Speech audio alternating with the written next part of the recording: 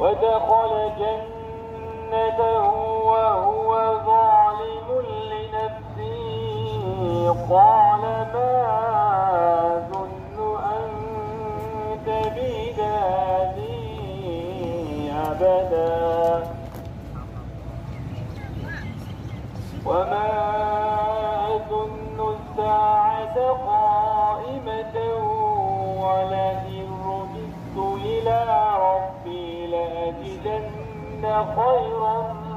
منها